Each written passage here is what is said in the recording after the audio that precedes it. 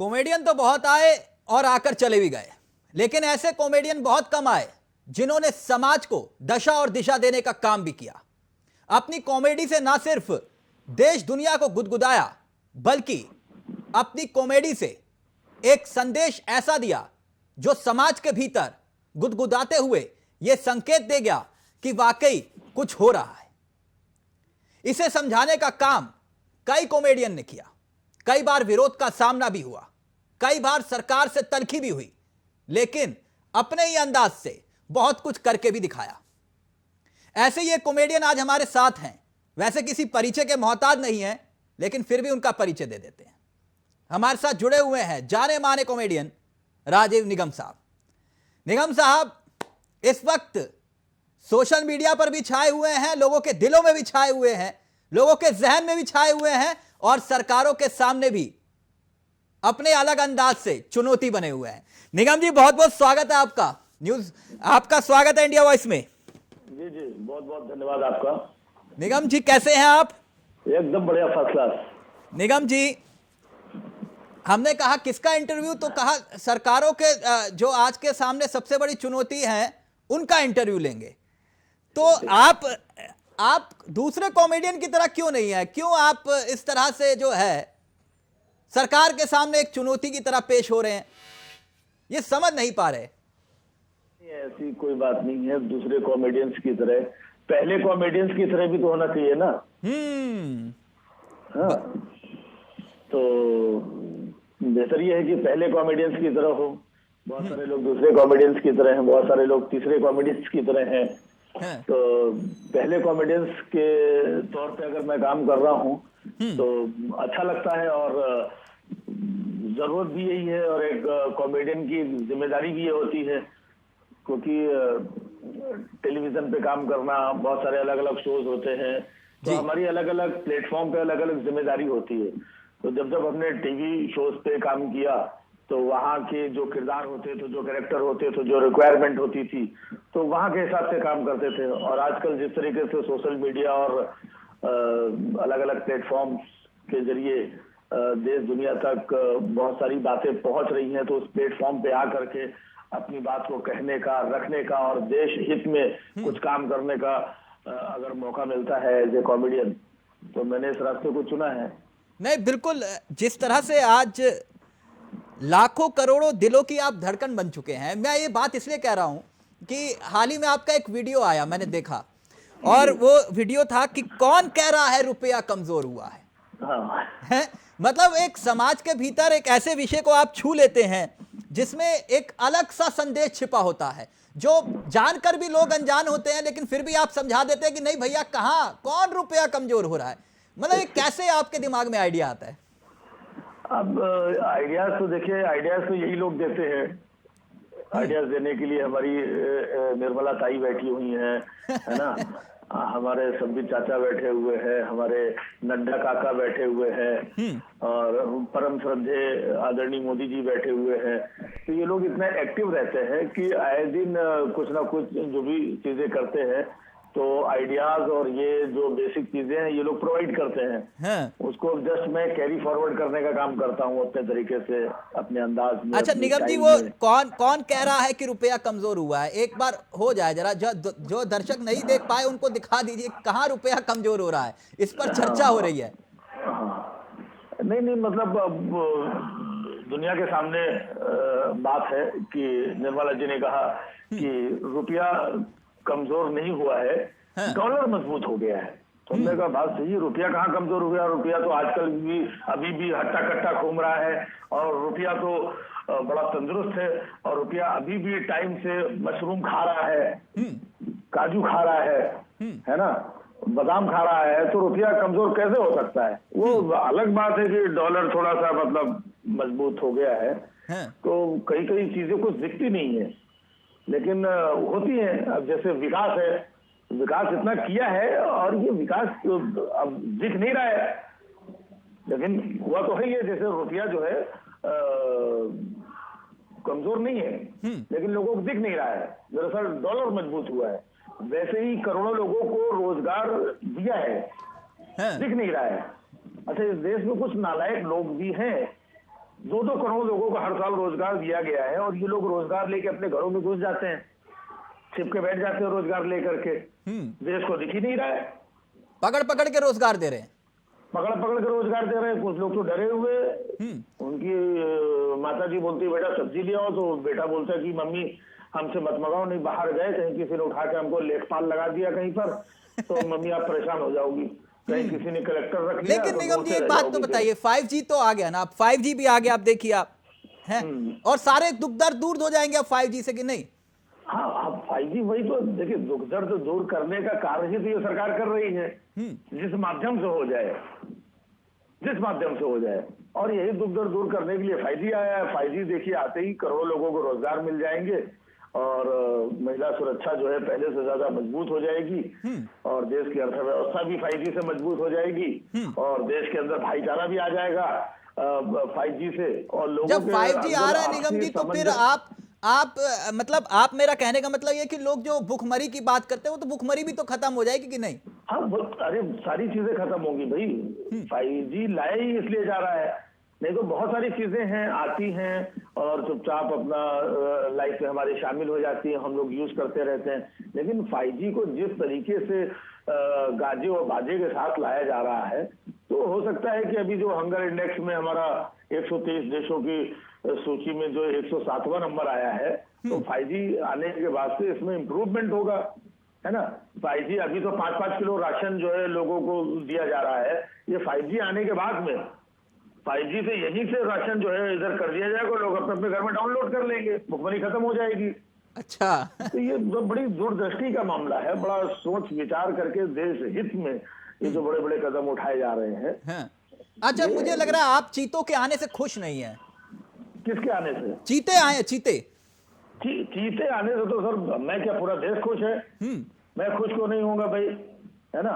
अब चीते आने से भी देखिए देश में कितनी खुशी का माहौल है ना। चीते नामीबिया से आए उतनी दूर से, और आते ही मैंने पहले भी बोला था कि हमारे आदरणीय श्रद्धेय श्री मोदी जी का जन्मदिन मनाया गया चीतों के आगमन के साथ में, और पूरा मीडिया हमारे सारे नहीं तो नामकरण कर रहे, नामकरण किया जा रहा है चीतों का, तो कुछ आप अपनी तरफ से भी नामकरण के, और वो हिंदू नाम दीजिएगा लेकिन।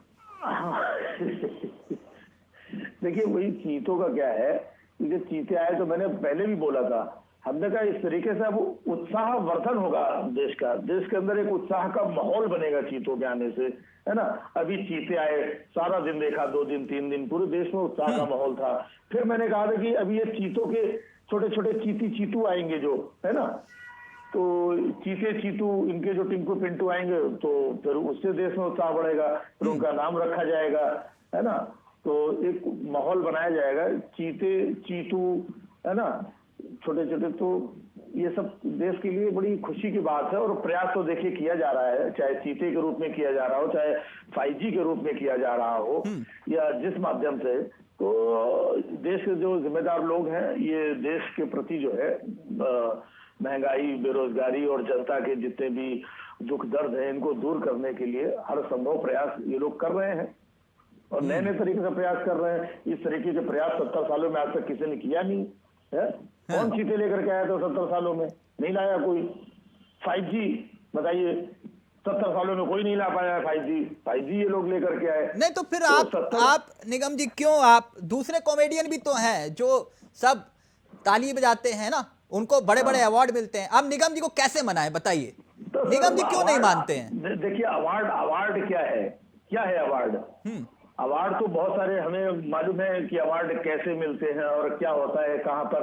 तो क्या होता है कि एक असली और सच्ची कॉमेडी वो होती है जो दिल खोल करके किया जाए, और कॉमेडियन को अपनी गाइडलाइंस पता होती है, तो मैं दिल खोल करके करता हूँ। बाकी क्या होता है जगह पर गाइडलाइन की, भाई साहब सुनो जरा, शो के पहले लोग आते हैं ऑर्गेनाइजर्स, या जब टीवी शो करते हैं तो चैनल वाले लोग आते हैं, सुनो ये मत बोलना, ये मत कहना, और सुनो उनका नाम मत लेना, और सुनो वो तो बिल्कुल बोलना मत, और सुनो हाँ उसको तो टच भी नहीं करना है। तो अब ये सब इतनी बाउंड्रीज के साथ में काम करना, तो जो लोग कंफर्ट है वो लोग कर रहे हैं। वहां उनको बड़े बड़े इनाम भी तो मिलते हैं निगम जी। आप बताइए ना, आपको फिर अब, या तो फिर आपको बड़ा इनाम चाहिए, सेंट्रल वेस्टा आपके नाम लिखवा दे क्या? है ना। नहीं, अब सेंट्रल विस्टा भी वो हमारे नाम ही है वो। हाँ। आपको पता नहीं है, वो हमारे नाम ही है, हमारे जैसे लोगों के नाम ही है वो। हाँ, क्योंकि वहां से अभी सेंट्रल विस्टा से जो जो होने वाला है उस पर भी हमारी नजर रहेगी। तो बाकी कॉमेडियंस हैं अपने अपने तरीके से, कुछ कुछ जो चुटकुले, मिमिक्री, एक लिमिटेशन होती है और लोग हंसते हैं, एंजॉय करते हैं। और जहां पर वैसा प्लेटफॉर्म होता है मैं वहां पर वैसे भी परफॉर्म करता हूँ। निगम जी, अभी लाइव में कमेंट आया, निगम जी वो कह रहे हैं कि आप हर बात पे सरकार का विरोध करते हैं, कुछ तो अच्छा होगा ना सरकार में। हाँ, तो कुछ नहीं, बहुत अच्छा है, बहुत अच्छा है। और ये इनको लग रहा होगा हम विरोध करते हैं, हमने कहाँ विरोध किया। हम तो कह रहे हैं कि 5G के आने से देश में बड़ा जो है चमत्कार होने वाला है, बहुत बेरोजगारी दूर होगी, बहुत सारी समस्याएं मिटेंगी, चीतों के आने से खुशी होगी। हम तो सरकार का समर्थन कर रहे हैं। अभी लोगों का क्या है, लोग अपने अपने तरीके से सोचते हैं। हमने कहाँ पर गलत कहा है? तमाम लोग मेरे पास भी कमेंट्स आते हैं कि मोदी जी के नाम से ये खा रहा है। तो हमने कहा ये तो अच्छी बात है भाई कि मोदी जी के नाम से कोई तो खा रहा है। ये तो बड़े गौरव की बात है मोदी जी के लिए, हमारी सरकार के लिए। तो हम तो अपने आदरणीय प्रधानमंत्री मोदी जी का हमेशा चरण वंदन करते हैं, उनकी टीम का चरण वंदन करते हैं। और लोग तरह तरह के सोच के लोग हैं, विपक्षी लोग हैं। आपने हाल ही में कोई एक वीडियो डाला होगा शायद, वो चीतों को लेकर कि चीते हिंदू हैं, वो कोई लाइव में कह रहा है कि वो उनको बहुत जबरदस्त लगा, कह रहे कि अगर वो हो जाए तो मजा आ जाए।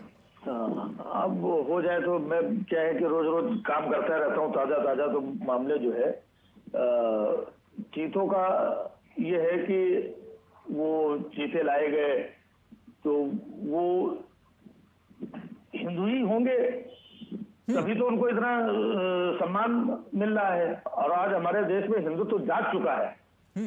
कई लोग पूछते हैं भाई नामीबिया से चीते क्यों लाए, तो भैया वही मैंने कहा, हो सकता है कि ये जो CAA वाला जो कानून आने वाला है उसका ट्रायल ये चीतों के थ्रू कर रहे हो, जिसके तहत हिंदुओं का जो बाहर इधर उधर देशों में है उनका हिंदुस्तान में आगमन हो सके।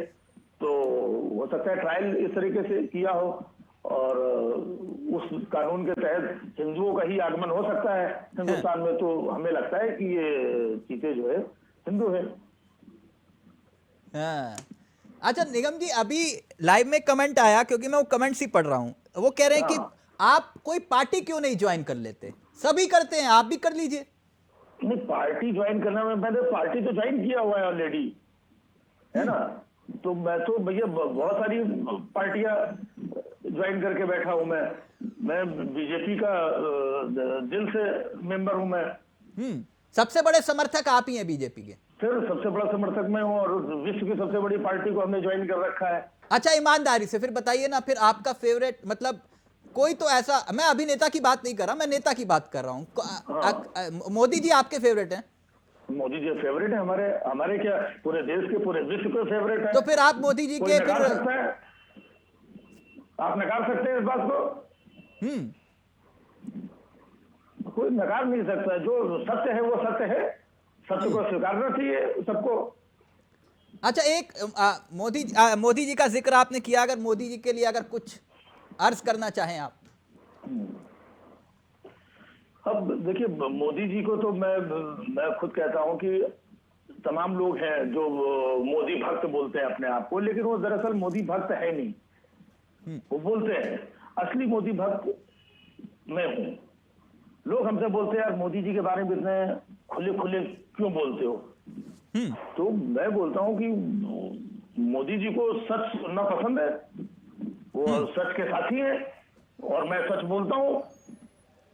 और खुले खुले इसलिए बोलता हूं ताकि सब लोग सुन सकें और समझ सकें। ताकि मोदी जी के बारे में तो उनकी पार्टी के अंदर बहुत सारे लोग अंदर पता नहीं क्या बोल रहे, कोई सुन पाता है नहीं सुन पाता है। मतलब मैं कह दूं कि निगम जी जो है वो मोदी भक्त हैं।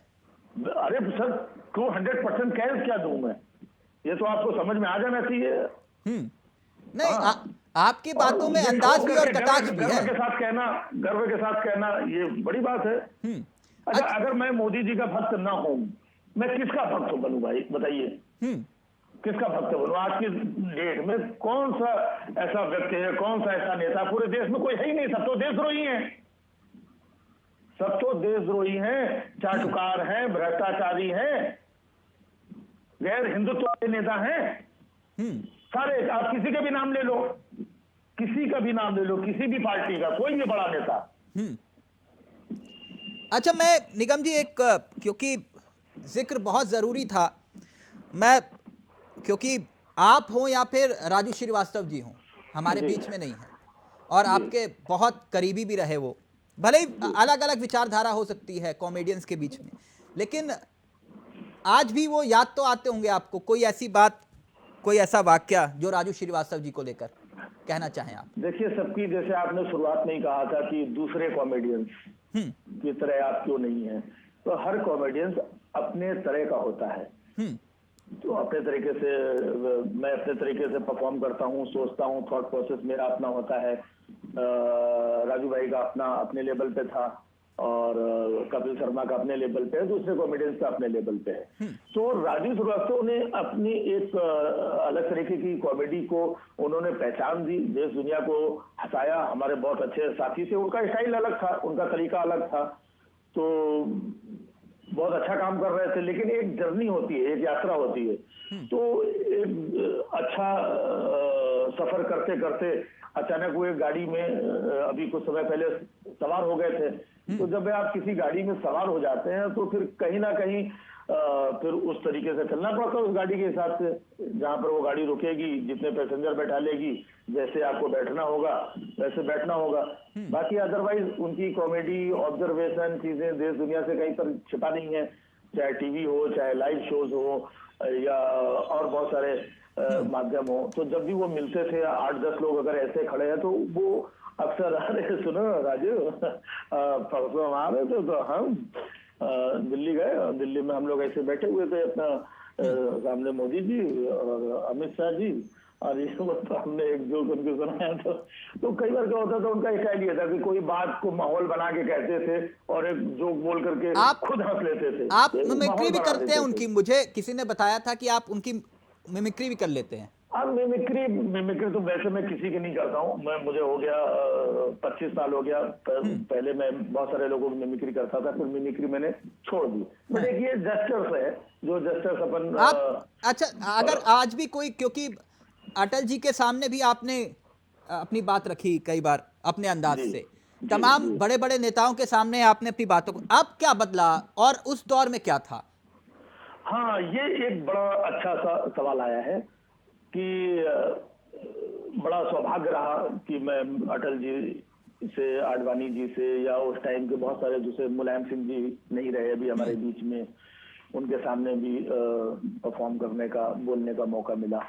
तो जो फर्क आया है कि जो पहले चाहे लालू जी थे, इन लोगों के सामने इनके ही जोक आप खड़े होकर के पूरी मस्ती के साथ परफॉर्म कर सकते थे, अंदर से कोई भय, चीजें कुछ नहीं होता था।